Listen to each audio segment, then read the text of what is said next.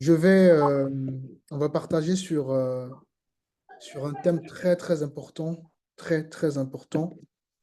Et j'intitulerai ce terme, donc, l'ignorance de la lutte ou du combat entre l'homme adamique et l'homme né de nouveau.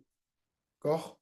Il y a plusieurs thèmes à ça. On peut dire le combat entre l'homme passé et l'homme présent, le combat entre l'homme animal et l'homme spirituel.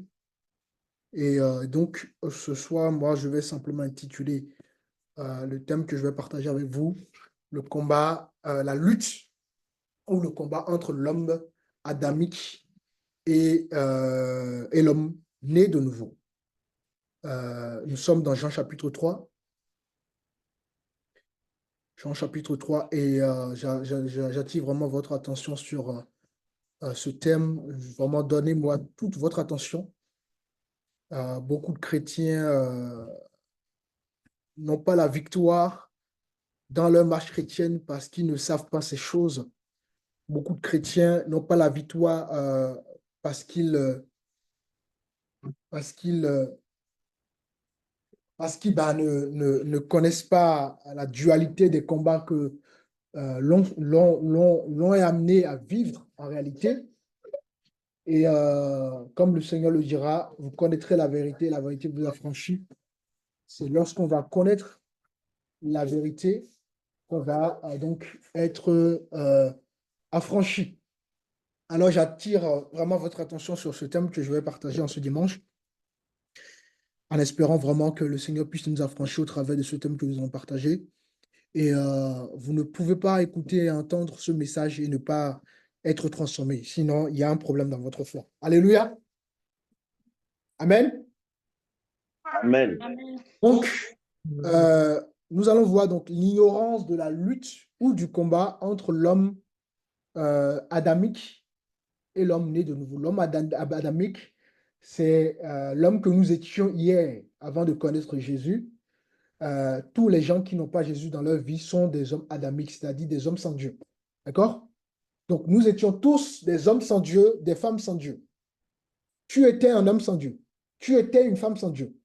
Et donc maintenant, Dieu t'a fait grâce dans son amour et tu es donc aujourd'hui né de nouveau.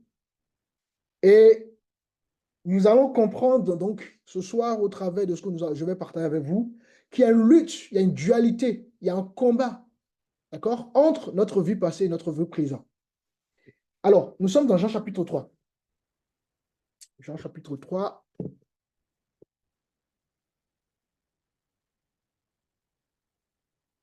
Et on peut lire à partir du verset 1er. Hein.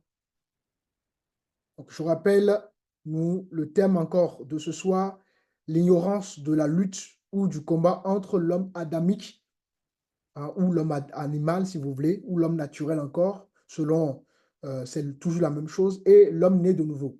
D'accord? Il y a vraiment cette dualité et on ne peut pas sortir du péché si on ne comprend pas ces choses-là. D'accord? Donc, pour avoir de la victoire, il faut comprendre ces choses-là. Donc, vraiment, c'est un secret que je veux vous délivrer ce soir. Alors, Jean chapitre 3, à partir du verset 1er. Celui qui a trouvé peut lire. Hein. Je lis au nom de Jésus-Christ. Amen.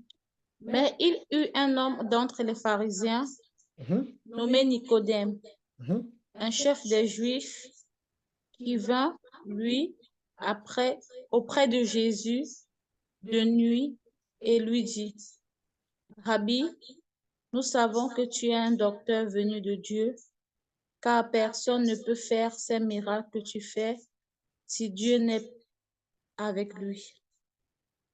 Jésus lui répondit, en vérité, je te le dis, si un homme ne naît de nouveau, il ne peut voir le royaume de Dieu. Donc, on va s'arrêter là pour le moment. Donc, si un homme quoi, ne naît d'eau et d'esprit, il ne peut pas voir le royaume de Dieu, n'est-ce pas? Donc, pour que vous et moi, nous puissions être là actuellement à louer Dieu, à glorifier Dieu, à participer au royaume de Dieu, c'est parce que nous sommes nés de nouveau. D'accord? Il n'y a pas de relation avec Dieu sans cette nouvelle naissance, sans la naissance d'en haut. Il n'y a pas de relation avec Dieu. pour avoir une relation avec Dieu, il faut une naissance d'en haut. Hein? Donc, c'est pour ça que j'ai intitulé justement le thème de ce dimanche, la lutte le combat entre l'homme adamique et l'homme né de nouveau. Et beaucoup ignorent cette lutte-là, cette dualité-là. Donc, Jean chapitre 3 dit, Jésus répond, en vérité, je le dis, si un homme ne naît d'eau et d'esprit, il ne peut entrer dans le royaume de Dieu. Donc, la barrière, d'accord, à affranchir pour pouvoir louer Dieu, pour pouvoir avoir une relation avec Dieu, est donc d'être né de nouveau. Et cette naissance, bien évidemment, ne vient pas de nous-mêmes. Hein. Cette naissance ne vient pas d'un homme. C'est une naissance voulue par Dieu, créée par Dieu, engendrée par Dieu. D'ailleurs, on peut prendre Jean chapitre 1. On est toujours dans Jean, hein, Jean chapitre 1, le verset 13. Alors, Jean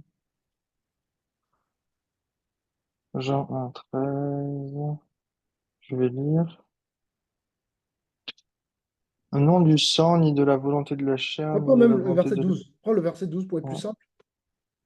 Mais tous ceux qui l'ont reçu, à ceux qui croient en son nom, elle a donné le pouvoir de devenir enfants de Dieu, lesquels sont nés non de sang, ni de la volonté de la chair, ni de la volonté de l'homme, mais de Dieu. Donc, vous voyez que donc la nouvelle naissance est engendrée par qui? C'est par Dieu lui-même. D'accord? Donc, c'est Dieu qui donc, crée cette nouvelle naissance en nous. Amen, ça va, juste, c'est bon pour tout le monde. Donc, nous avons une relation avec Dieu aujourd'hui parce que justement, nous sommes nés de nouveau.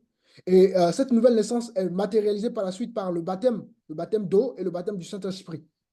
Ça va? C'est bon pour tout le monde? OK. Donc, l'ignorance de la lutte ou le combat entre l'homme adamique.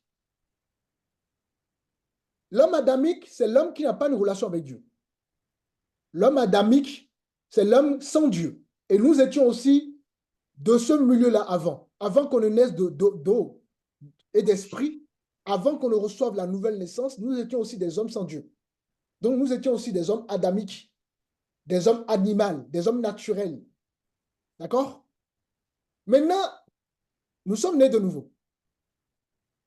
Par la grâce de Dieu, bien évidemment. Et ce qui fait de nous aujourd'hui des enfants de Dieu, ce qui fait de toi un chrétien, ce qui fait de toi un enfant de Dieu. Alors, en tant qu'enfant de Dieu, nous devons comprendre qu'il y a un combat dans notre chair, un combat dans notre nature. Alors, j'aimerais qu'on puisse prendre Galates chapitre 5. Galates chapitre 5. Alors,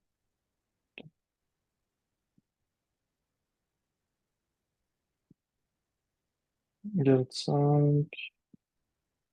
Galates chapitre 5, le verset 16 à 18.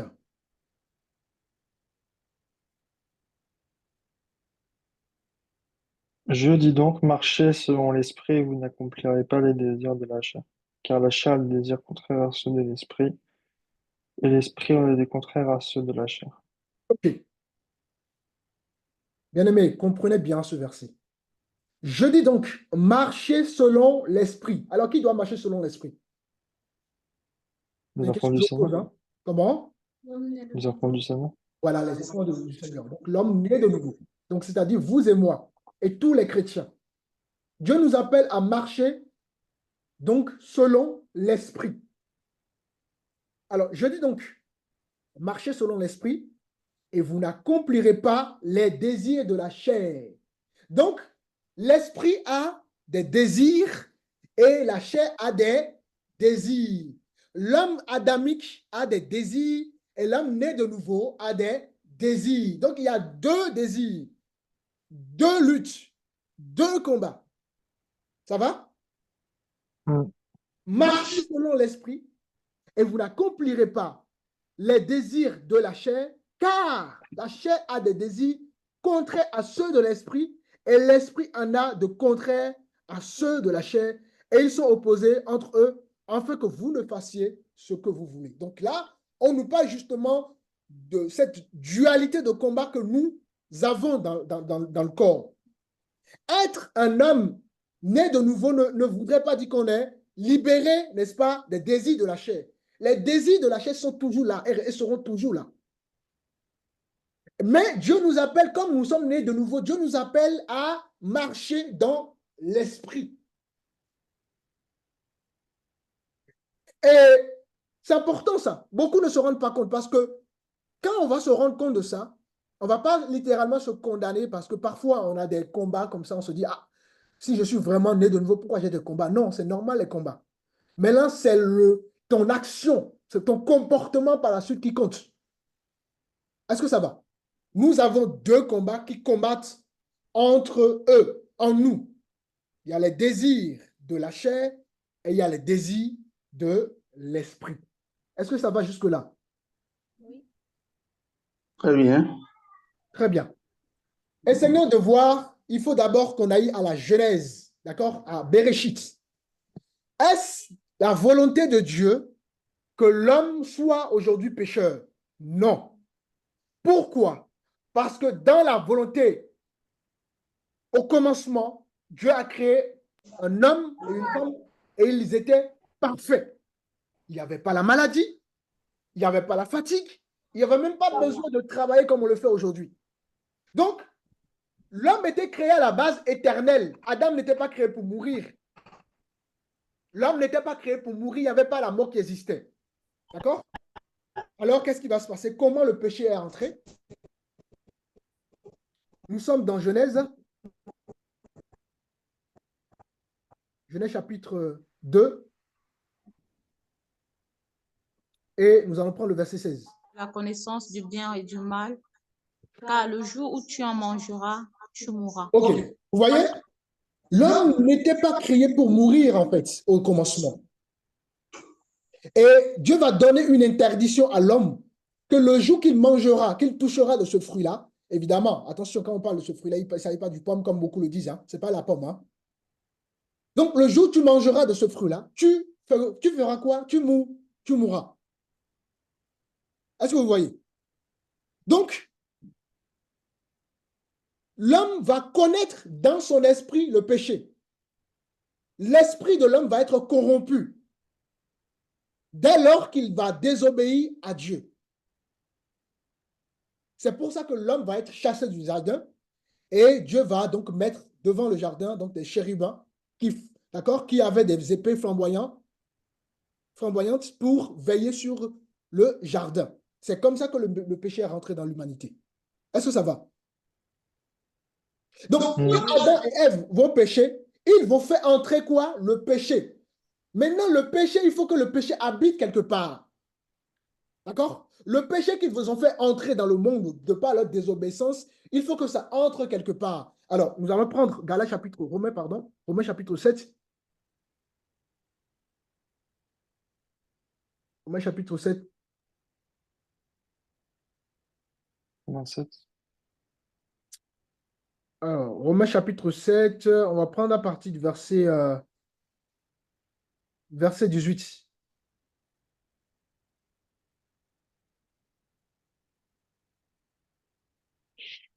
Ce qui est bon, je le sais, n'habite pas en moi, c'est-à-dire dans ma chair. J'ai la volonté, mais non le pouvoir de faire le bien. Alléluia.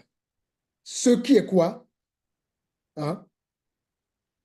Dans le verset 8, on dit, le verset 18, pardon, on dit, ce qui est bon, je le sais, n'habite pas en moi, c'est-à-dire dans ma chair. J'ai la volonté, mais non le pouvoir de faire le bien. Donc, le péché viendra habiter en l'homme, dans la chair de l'homme. D'accord?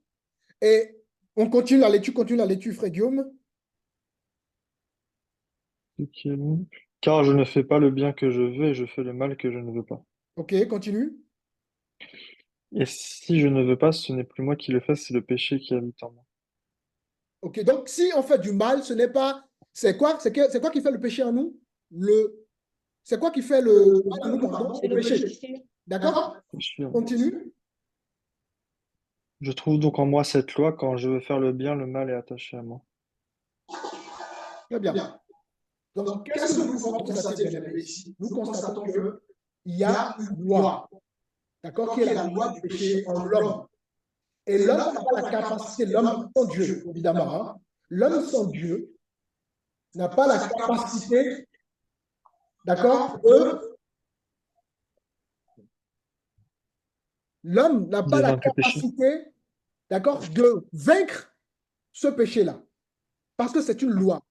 Par exemple, essayez de prendre chez vous, je ne sais pas, essayez de prendre une feuille ou un stylo ou une tasse de thé et lancer ce stylo-là au ciel. Qu'est-ce qui va se passer?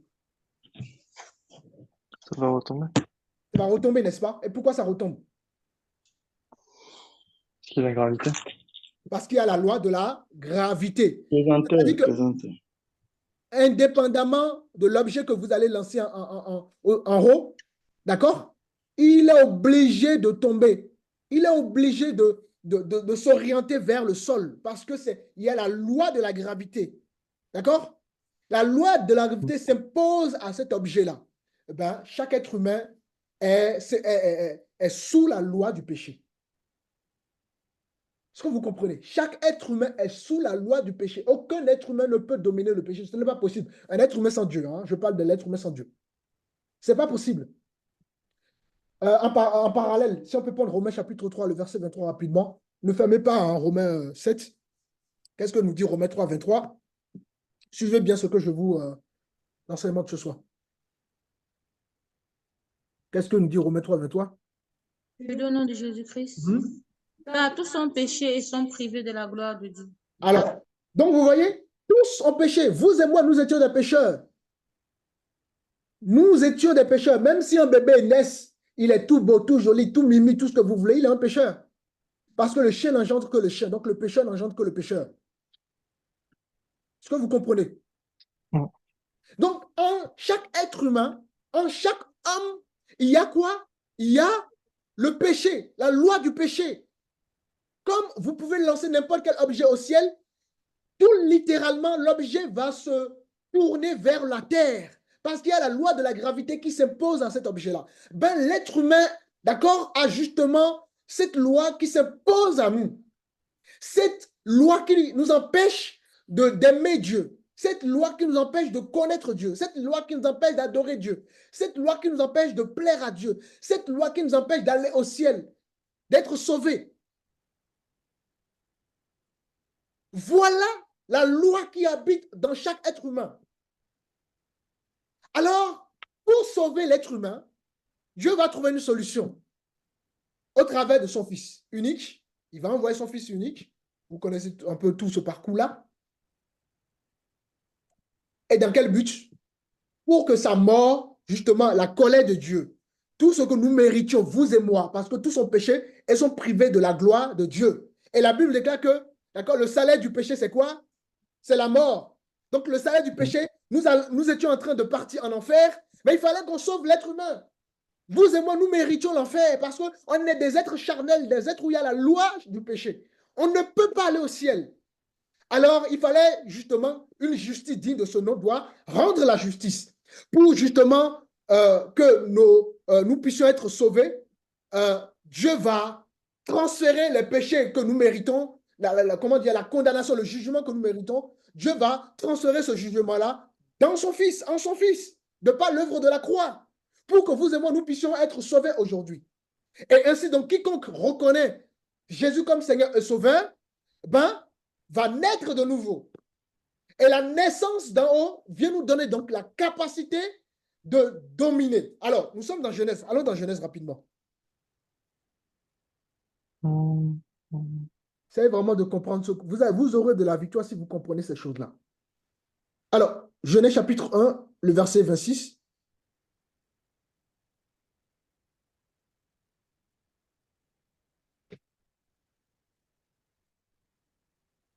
Puis Dieu dit, faisons l'homme à notre image, selon notre ressemblance, et qu'il domine sur les poissons de la mer, sur les oiseaux du ciel, sur le bétail, sur toute la terre, et sur tous les reptiles qui rampent sur la terre. Amen. Donc, au commencement, qu'est-ce que Dieu a fait? Dieu a donné le pouvoir à l'homme de faire quoi? De dominer. Voilà. On ne peut pas effacer la loi du péché, mais Dieu nous demande de dominer. Il dit de dominer, il dit de dominer sur les animaux, tout ça. Il y a deux sens. D'accord? Il y a un sens spirituel et il y a un sens physique. il n'y a pas que les animaux dans le sens physique ici, il y a aussi les animaux dans le sens spirituel. Alors, je m'explique. Essayons de voir un peu quelques exemples.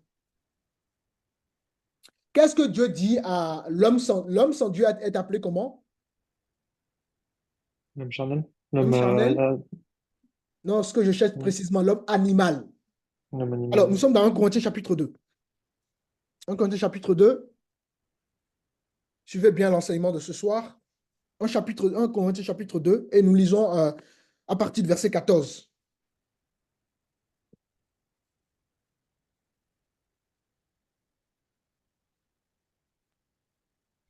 Mais l'homme animal ne reçoit pas les choses de l'Esprit de Dieu, car elles sont une folie pour lui. Alors, on dit quoi? L'homme animal ne peut pas quoi? Recevoir les choses de Dieu. Ce n'est pas possible. L'homme pécheur ne peut pas recevoir de Dieu. D'accord? Nous étions des hommes pécheurs autrefois. Ce n'était pas possible qu'on reçoive les choses de Dieu. C'est pour ça que lorsque les gens venaient vers nous, nous évangéliser, on ne comprenait pas. Ce n'est pas possible. D'accord? L'homme, chaque être humain sans Dieu, un homme sans Dieu, une femme sans Dieu ne peut pas recevoir de Dieu. Parce qu'il est un homme animal, parce qu'il est une femme animale. C'est-à-dire un homme sans Dieu. Mais l'homme animal ne reçoit pas les choses de l'Esprit de Dieu, car elles sont une folie pour lui et il ne peut les connaître parce que c'est spirituellement qu'on en juge.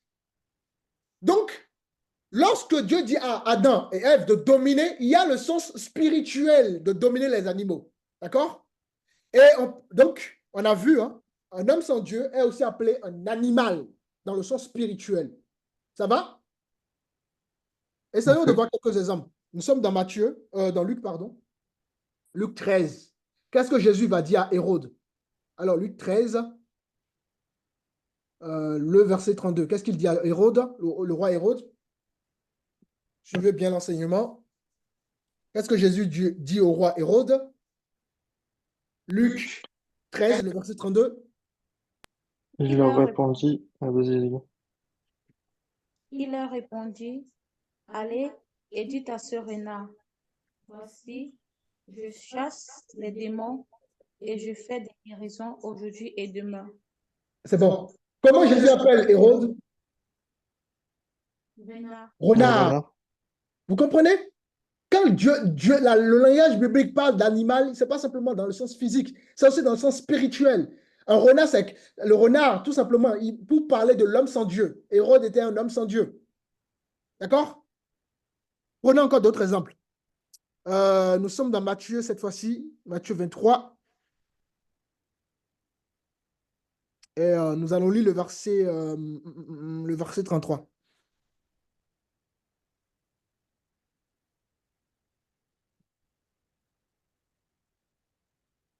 Serpent, race de vipère, comment échapperez-vous au châtiment de la géhenne? C'est pourquoi voici, je vous envoie des prophètes, des sages, des scribes, vous vous tuerez et crucifierez les uns, vous battrez de verges des autres dans vos synagogues et vous les persécuterez de ville en ville, afin que Amen, c'est bon, on retombe va sur vous s'arrêter là. Alors, à qui Jésus appelle serpent, race de vipère? Les pharisiens. Exactement. Et regardez, il utilise quoi? Le serpent. Hein? Le serpent, race de vipère. Donc, vous voyez que quand Dieu nous demande à l'homme de dominer, il demande à l'homme de dominer sur, d'accord, l'homme animal. L'homme animal, c'est l'homme avec la loi du péché, qui ne peut pas obéir à Dieu, qui ne peut pas plaire à Dieu. On va prendre encore un autre exemple pour que vous puissiez bien cerner, comprendre cela. Nous sommes dans Actes chapitre 16 et nous prenons à partir du verset 16.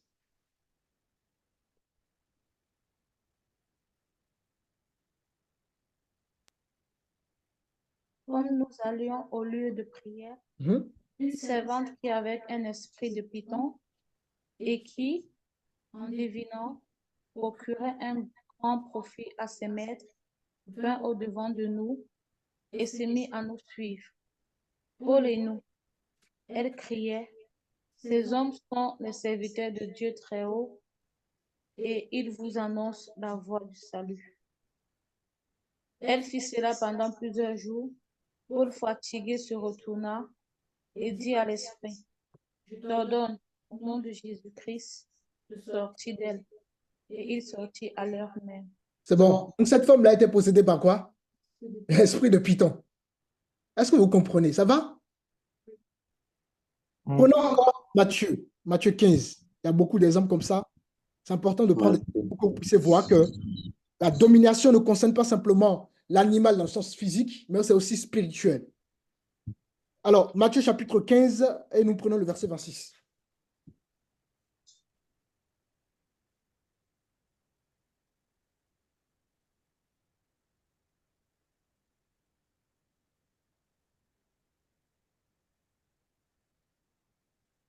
Il répondit, il n'est pas bien de prendre le pain des enfants et de le jeter aux petits chiens. Alors, c'est qui les chiens ici? L'homme animal. Qui les L'homme chiens? animal. L'homme animal. Comment? L'homme animal. Oui, précisément dans ce contexte-là, c'était qui les chiens? C'est les païens. Voilà. Est-ce que vous comprenez? Donc, revenons à Genèse chapitre 1, le verset 26. Rapidement, j'ai pris quelques exemples pour que vous puissiez comprendre que le mot animal ici, dans Genèse chapitre 1, nous parle pas des animaux physiques dans le sens physique, mais aussi dans le sens spirituel. Genèse chapitre 1, le verset 26. Puis Dieu dit, faisons l'homme à notre image, selon notre ressemblance, et qu'il domine sur les poissons de la mer, sur les oiseaux du ciel, sur le bétail, sur toute la terre, et sur tous les reptiles qui rampent sur la terre. Amen. Donc, vous voyez que Dieu a donné un pouvoir à l'homme qui était parfait au commencement de dominer. L'homme va manger de ce fruit interdit et donc il va faire habiter en lui quoi? La loi du péché, donc le péché. Et Dieu demande à l'homme de dominer. Mon frère, Dieu te demande de dominer. Hein? Dieu nous demande de dominer. Parce que la loi de la gravité, on ne peut pas le supprimer. Vous lancez un objet au ciel, l'objet tombera par terre. Tu ne peux pas supprimer la loi de la gravité. Donc, la loi du péché, c'est une loi qui ne peut pas être supprimée jusqu'à ce que Jésus ne revienne. Et Dieu demande à quoi? Dieu demande à chaque chrétien de faire quoi? De dominer. Ça va? Voilà à quoi nous sommes appelés en tant que chrétiens. Dominer. Et maintenant, qu'est-ce que nous constatons? Nous constatons aujourd'hui que les chrétiens se sont fait dominer par le péché, alors qu'ils sont censés dominer le péché. Les gens du monde ne peuvent pas dominer, ce n'est pas possible, on l'a vu. Il est impossible à l'homme animal de dominer. Il est impossible à l'homme adamique de dominer. Il est impossible au païen de dominer. Il était impossible pour nous de dominer. Maintenant que nous sommes nés de nouveau, Dieu nous demande de faire quoi? De dominer. Alléluia. Amen. Est-ce que jusque-là, ça va? Ça va. Ça va. Alors, nous sommes dans Romains chapitre 8.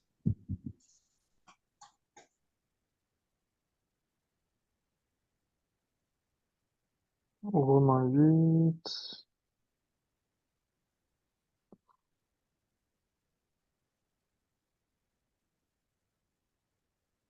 Verset premier. Alors, Romains 8, on va prendre la partie verset 6.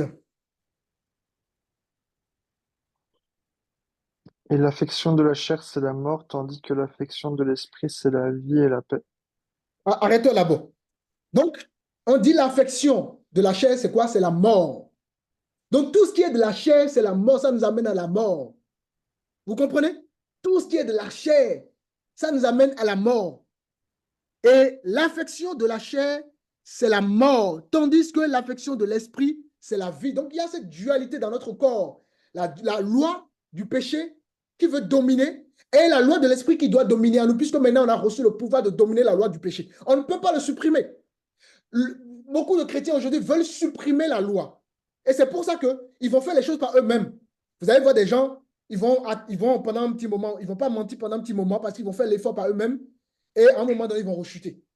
Parce qu'on ne peut pas supprimer cette loi qui est la loi de la gravité en quelque sorte. On ne peut pas supprimer la loi du péché. Ce n'est pas possible. Mais en revanche, on peut dominer sur cette loi-là. Parce que maintenant, on a le pouvoir de dominer sur la loi du péché.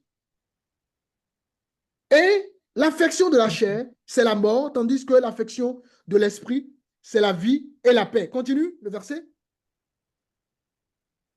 Car l'affection de la chair est inimitié contre Dieu parce qu'elle ne se soumet pas à la loi de Dieu et qu'elle ne le peut même Oh pas. my God. Est-ce que quelqu'un a compris? L'affection, la chair ne peut pas faire quoi? La chair ne peut pas obéir à Dieu. Il est ennemi de Dieu. Elle est ennemie de Dieu, pardon. La chair ne peut pas obéir à Dieu. Vous vous rendez compte? Ça veut dire qu'aucun païen ne peut obéir à Dieu. Aucun homme charnel ne peut obéir à Dieu. C'est pour ça que quand vous voyez les gens du monde, tout ça, il ne faut pas les condamner. C'est plus fort eux. Vous comprenez?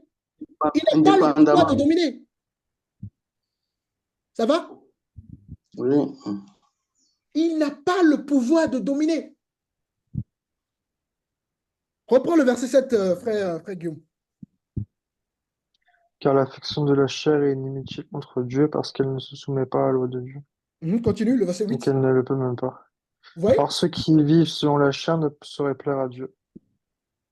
Donc, le verset 8 dit quoi? Or, ceux qui vivent selon quoi? La chair ne peut plaire à Dieu. Alors, est-ce que vous-même jugez bon que est-ce qu'un chrétien peut vivre selon la chair? Non. Bah, non. Pourquoi? Non. Si nous vivons selon la chair, on ne va pas plaire à Dieu. Et l'affection de la chair, c'est quoi? Quand on affectionne les choses charnelles, qu'est-ce que la chair aime? Imaginez que vous mettez un film où il y a des hommes et des femmes nus. Qu'est-ce qui va se passer par la suite? Vous allez commencer à pas avoir les désirs dans votre chair et les désirs dans votre cœur, n'est-ce pas?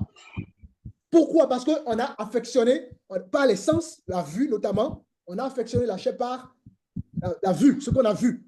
Et forcément, ça va créer des désirs charnels. D'accord? Imaginez, vous avez envie de faire du shopping. Vous êtes fatigué, mais vous avez tout de suite envie de faire du shopping. Qu'est-ce que la chair va vous dire? Allez-y, allez faire le shopping. D'accord? Vous avez une force terrible pour aller faire le shopping. Mais quand il s'agit de dire, quand Dieu vous dit, allez prier, prends ta Bible pour méditer, qu'est-ce qui se passe dans la chair? Là, on va bâiller. Là, on est fatigué. Là, on a envie de se reposer. Là, on a envie de...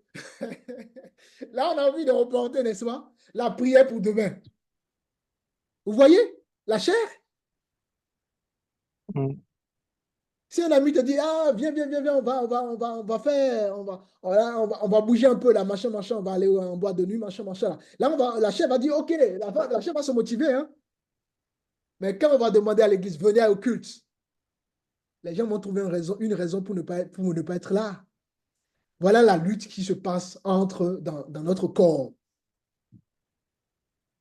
Quand vous marchez avec des gens qui ont des gros mots, qu'est-ce qui se passe? Vous-même, vous allez commencer par faire quoi? À avoir des gros mots. Est-ce que vous vous rendez compte? Quand vous marchez avec des gens qui parlent de violence, de violence, de vol, vous-même, vous finirez par voler. Vous marchez avec des gens qui parlent d'argent, que d'argent, il n'y a jamais Dieu dedans. Vous-même, vous n'allez que parler que de l'argent et Dieu va disparaître dans votre bouche. Pourquoi? Parce que là où est votre cœur, là où est votre trésor, là où sera votre cœur. Vous voyez la chaîne? Voilà le combat que nous avons dans notre vie de tous les jours, les amis. Et Dieu nous demande de faire quoi? De dominer. Est-ce que ça va? Il y a une question, Mathieu. Oui. Les personnes, quand tu es avec une personne, par exemple, qui pêche, Oui. elle peut te pousser à pêcher, donc il faut couper les ponts, j'imagine. Bien sûr, quelqu'un qui pêche, toi-même, tu finiras par pêcher. Ok. Est-ce que vous comprenez? C'est-à-dire que l'affection de la chair, si vous nourrissez la chair, vous allez tomber. D'accord? C'est ce qu'on appelle l'affection. L'affection de la chair. La chair aime les choses terrestres. L'esprit aime les choses célestes.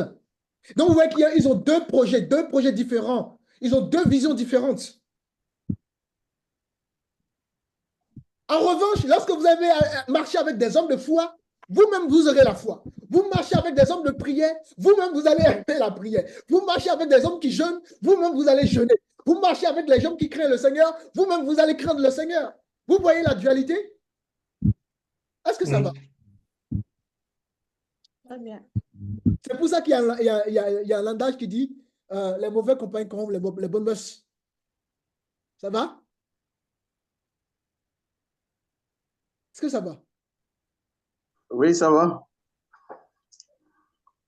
Donc, la chair ne va pas vous pousser à aimer le Seigneur.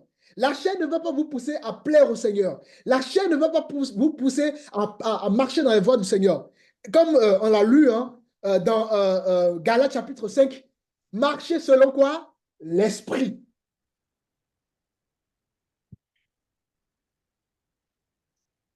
Marcher selon l'esprit, bien-aimé. Donc, nous, en tant qu'enfants de Dieu, autrefois, effectivement, on n'avait pas la possibilité, la capacité de vaincre la loi du péché. Maintenant, par la grâce de Dieu, nous sommes nés de nouveau et Dieu nous donne cette capacité pour que justement nous puissions donc vaincre le péché, dominer le péché. Donc, on doit garder à l'esprit que maintenant que nous sommes nés de nouveau, nous devons vaincre le péché. Alors, ça va? Tout est bon pour vous? OK.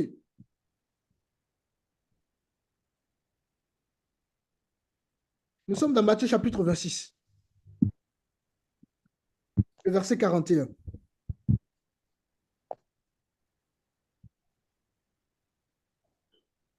Matthieu 26, verset 41.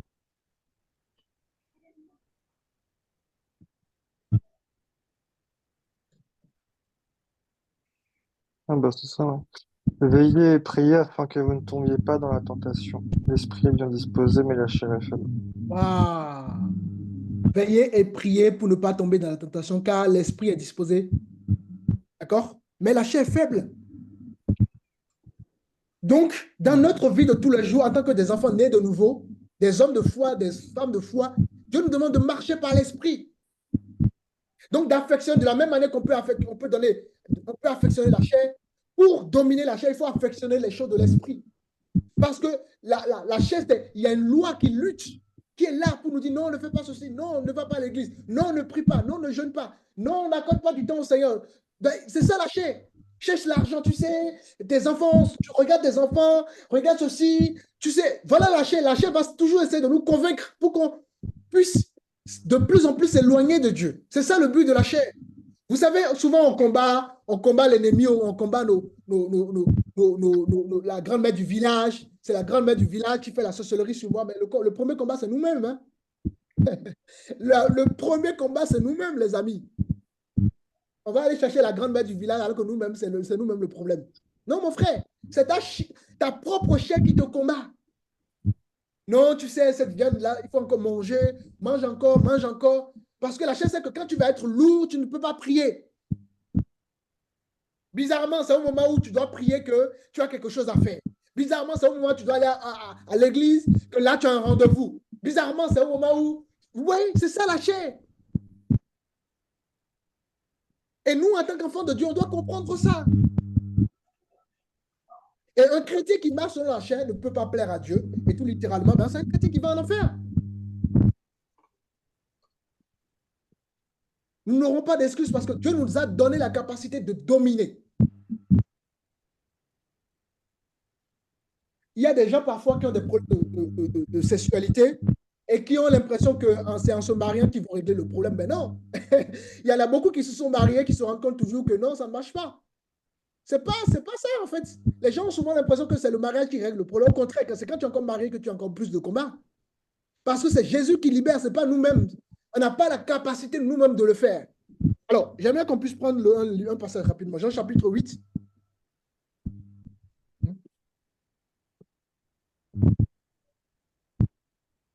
Jean chapitre 8. Jean chapitre 8. Jean chapitre 8.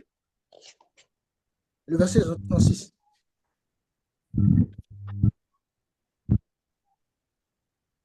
36? Oui, 36, oui. Si donc le Fils vous a franchi, vous serez réellement libre. Je sais que vous avez... Alors, c'est qui a franchi ici? C'est le Fils. Jésus. Un homme qui veut faire les choses par ses propres capacités n'arrivera jamais.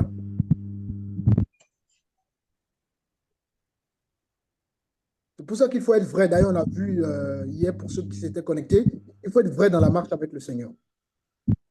Et non être des hommes faux ou des femmes fausses. Alors, on va voir la loi du péché. Nous sommes dans Romains chapitre 7 et lisons le verset 24.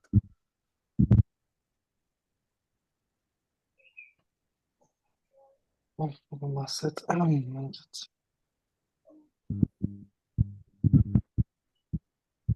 Misérable que je suis, qui me délivrera du corps de cette mort? Grâce soit rendue à Dieu par Jésus-Christ notre Seigneur. Ainsi donc moi-même je suis par l'entendement esclave de la loi de Dieu, et je suis par la chair esclave de la loi du péché. Vous voyez, les amis? Nous avons dans notre chair la loi du péché et notre esprit qui est né de nouveau, qui est régénéré le moment où, le jour de notre nouvelle naissance. Ben, lui, il affectionne justement la loi, d'accord? Donc, de Dieu. Donc, il y a notre vieil homme, notre chair, elle continuera à affectionner la loi du péché et notre homme intérieur continuera à affectionner, n'est-ce pas, la loi de l'esprit. Donc, comment faire pour plaire à Dieu, pour marcher dans l'esprit? Il faut affectionner, n'est-ce pas, notre homme intérieur qui est régénéré. Aimer être avec voilà, les gens qui partagent la même foi que nous, les gens qui craignent le Seigneur, d'accord? Les gens qui prient, les gens qui jeûnent, les gens qui ont la sagesse. Il faut marcher avec les gens comme ça. Parce que plus on va marcher avec des gens comme ça, plus, n'est-ce pas, on va affectionner notre homme intérieur. Et donc, on va pouvoir être capable de dominer, n'est-ce pas, notre homme charnel. Donc, qu'est-ce que Dieu va faire? Comme il y a une loi qui nous domine, Dieu va créer une autre loi. D'accord? Il n'y a qu'une autre loi qui peut dominer la loi de la chair. Dieu va créer une autre loi. Parce qu'il n'y a qu'une autre loi qui peut vaincre le péché. Dieu ne nous demande pas de supprimer, ce n'est pas possible. Vous voyez comme l'exemple que j'ai pris par rapport à la gravité, hein? Ce n'est pas possible. Donc, pour vaincre la loi du péché qui s'impose à nous, il faut une autre loi. Alors, nous sommes dans Romains. On va voir la loi. Romains chapitre 8. On a lu tout à l'heure, mais on va prendre le verset 1 et le verset 2. Il n'y a donc maintenant aucune condamnation pour ceux qui sont en Jésus-Christ. En effet, la loi de l'esprit de vie en Jésus-Christ m'a affranchi la loi du péché et de la mort. Alors, qu'est-ce qui nous a franchi? La loi de qui? De quoi? La loi de l'esprit de vie. Voilà. Donc, pour vaincre la loi du péché, il faut la loi de l'esprit. Une autre loi pour vaincre la loi du péché. Et la loi de l'esprit, c'est quoi? Ben, c'est tout ce qui concerne justement la vie de Christ. D'accord? La méditation, la prière, le jeûne, la persévérance, la communion fraternelle, c'est toutes ces choses-là qui vont nous permettre de vaincre la loi du péché. Donc, être chrétien ne veut pas dire qu'on n'aura plus ces combats-là. C'est faux. Parce qu'on a encore le vieil homme en nous, jusqu'à ce que le Seigneur le revienne. Donc, quand on ressent des combats, il ne faut pas croire que non, on n'est pas né de nouveau. Mon frère, oui, tu es né de nouveau, c'est juste qu'en toi, il y a un combat, il y a une dualité, il y a une lutte. Il y a la loi de ta chair qui combatte, et il y a la loi de l'esprit qui combatte. Et la Bible nous demande à ce qu'on puisse dominer la loi de la chair. Parce que nous sommes appelés à dominer. À chaque fois que tu vas prendre un engagement pour le Seigneur, tu auras un combat. À chaque fois que tu vas vouloir prier, tu auras un combat. À chaque fois que tu auras vouloir jeûner, tu auras un combat. À chaque fois que tu vas vouloir passer du temps avec les frères, tu auras un combat. À chaque fois qu'il faut faire avancer l'œuvre de Dieu, tu auras un combat. Mais Dieu te demande de faire quoi? De dominer. Le problème, c'est que les chrétiens se laissent dominer par la loi de la chair. À chaque fois qu'ils ont un combat, ils obéissent. Ils ont un combat lié à la loi de la chair, ils obéissent à ça. Quand la chair dit, non, tu sais, tu as encore le temps de jeûner, tu peux encore manger, ben, ils vont continuer à manger. Quand ils veulent prier, la chair dit, non, tu sais, tu as encore le temps, hein, va te reposer un peu. Ben, ils iront se reposer.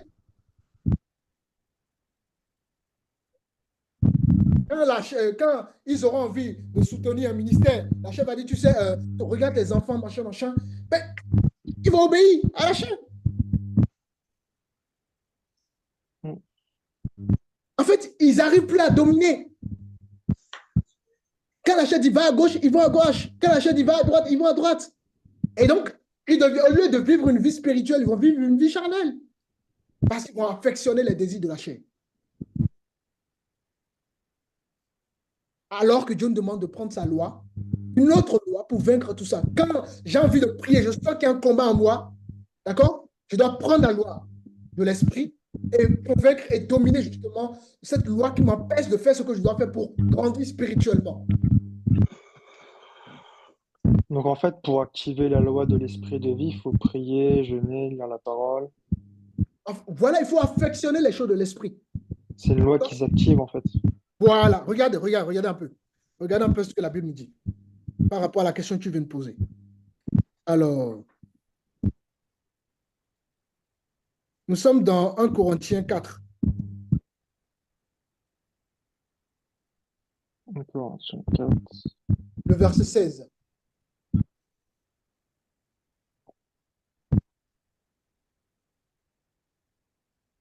Je vous en conjure, donc soyez mes imitateurs. Pour cela, je vous ai envoyé Timothée, qui est mon enfant bien-aimé et fidèle dans le Seigneur. Il vous rappellera quelles sont mes voies en Christ, quelle est la manière dont j'enseigne partout dans toutes les églises. Quelques-uns se sont enflés d'orgueil, comme si je ne devais pas aller chez vous, mais Dans 1 j'irai. Corinthiens 4, 1 Corinthiens 4, 16, ouais. Quelque chose, j'imagine. bouge pas, bouge pas. Ouais. Oui, c'est ça. Je vous conjure donc, soyez mes imitateurs. Pour Voilà. cela, je vous ai envoyé Timothée. Oui. Soyez mes imitateurs. Voilà. Il faut être imitateur de quoi? Qu'est-ce que l'apôtre faisait pour dire cela? Hein? Il prêchait. Nous sommes dans 1 Corinthiens chapitre 9, nous allons voir ce qu'il faisait pour dire cela. 1 Corinthiens 9, le verset 27.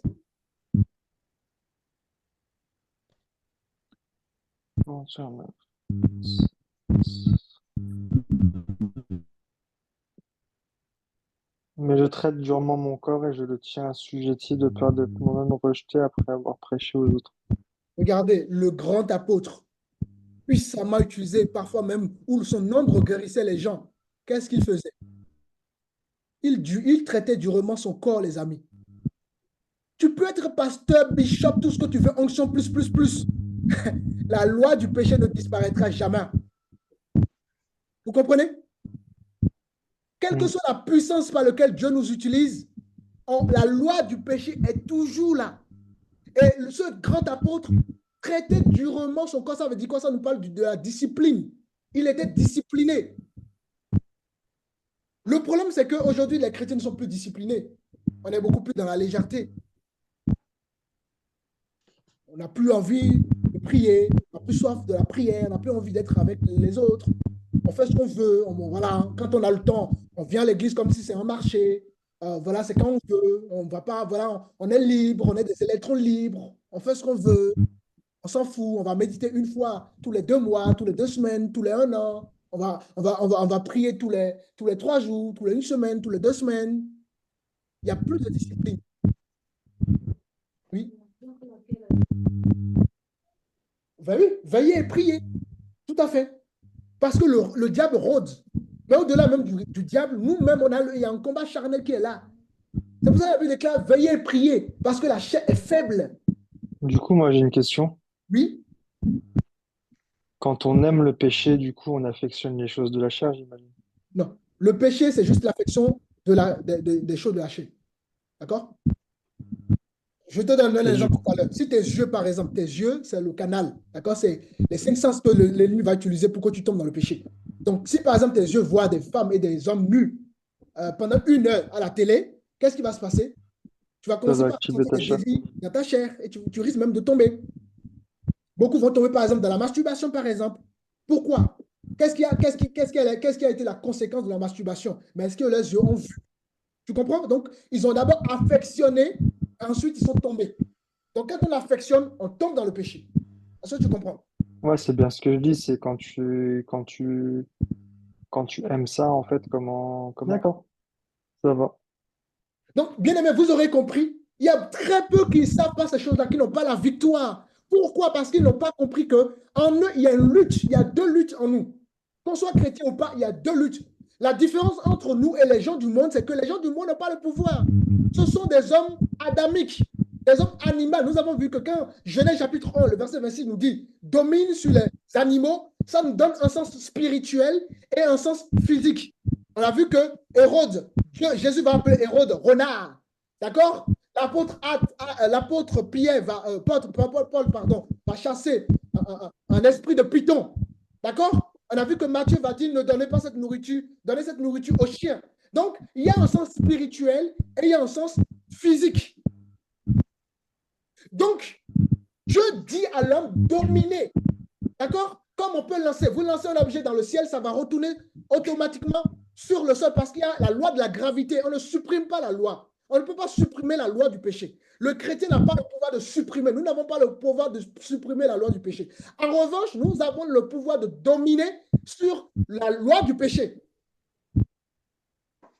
C'est pour ça qu'à chaque fois qu'on veut faire quelque chose, il y aura toujours une lutte. Tu as envie de prier, la chair va te dire non, tu as encore le temps, repose-toi, fais ceci. Et là, il y a donc le péché qui veut dominer sur toi. Alors Dieu t'a déjà donné cette capacité. Comme tu es né de nouveau, Dieu te dit maintenant, prends la loi de la vie selon Romains chapitre 8, le verset 1 et 2, et domine sur la loi. Donc au moment où tu veux prier, la chair dit, non, tu as encore le temps, remets ça à demain. Là, tu prends la loi et tu domines sur la loi tu prends la loi de la vie, pardon, et tu domines sur la loi du péché.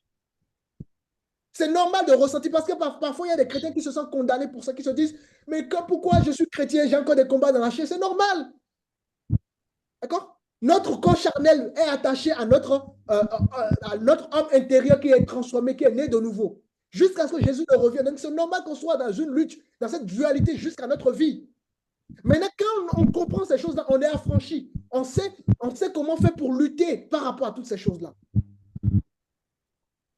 La chair ne te dira jamais, on a vu, la chair n'aime pas Dieu, donc la chair ne te dira jamais, va prier. La chair ne te dira jamais, va suivre les enseignements. La chair ne te dira jamais, va partager la parole avec les frères et sœurs. La chair ne te dira jamais ces choses-là.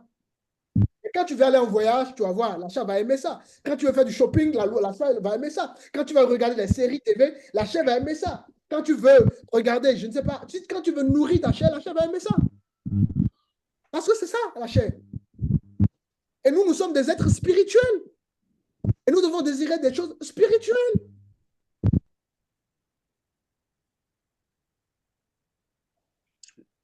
S'il vous plaît, pasteur. Oui.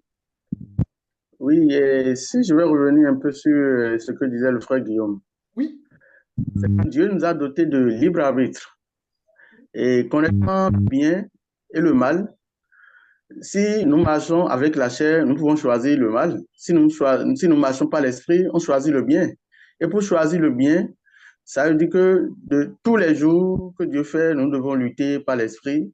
C'est que ça veut dire écouter la Bible, prier, parce que nous connaissons le bien et le mal. Dieu ne nous impose rien. Dieu ne nous dit pas, va choisir le mal, va choisir le bien. Mais il nous a doté de libre arbitre. Et c'est par notre connaissance qu'on peut marcher soit par la chair ou bien par l'esprit. Donc, c'est ce que je dis. Exactement. Et surtout pour préciser, marcher par l'esprit, ça se revient. Ça, c'est vraiment quelque chose qui est de droit à toute personne née de nouveau. On ne peut pas demander à un païen de marcher par l'esprit, ce n'est pas possible pour lui.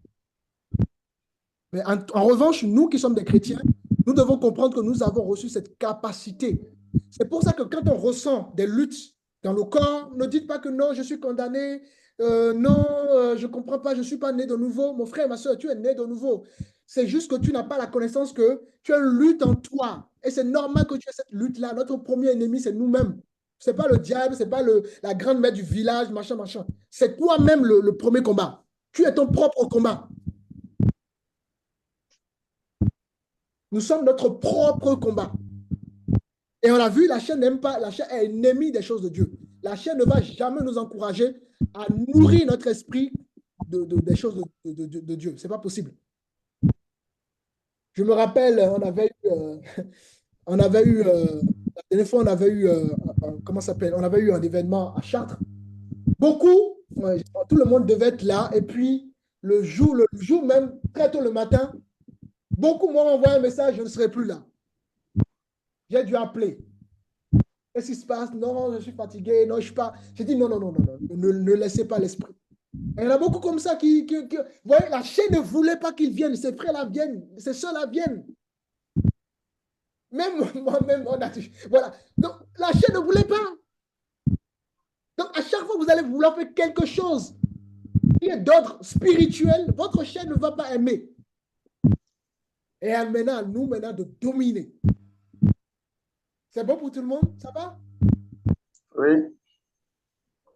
Voilà, donc la lutte, c'est deux dualités qui est en nous, qui sera nous jusqu'au retour de Jésus. D'accord? Être chrétien ne veut pas dire c'est fini, il n'y a plus de tentation, il n'y a plus machin, c'est faux. D'accord? Qu'on ne vous mente pas.